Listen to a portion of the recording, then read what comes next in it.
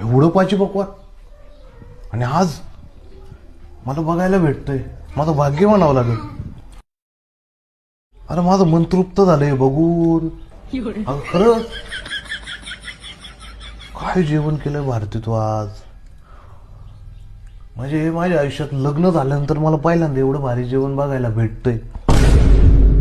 का? कारण आज सासू सासरे आले होते. हो, त्यांच्यामुळे तू एवढं भारी जेवण केलं.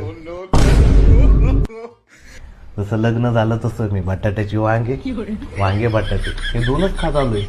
म्हणजे सकाळी बटाट्याची सुकी भाजी, संध्याकाळी बटाट्याची पातळ भाजी, परत दुसऱ्या दिवशी काय बटाट वांग दोघांना एकत्रित करून मिक्स व्हेज भाजी, बटाट वांग भाजी.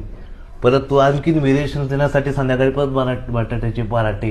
एकदा तर वांग्याचेच पराठे गेलते. म्हणजे तू हद्दच केलती. काय व्हेरिएशन.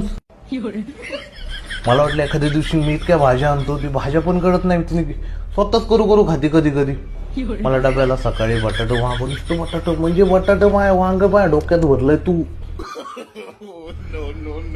डोकं चालत नाही माझं डोकं या बटाटे वांग्यामुळं.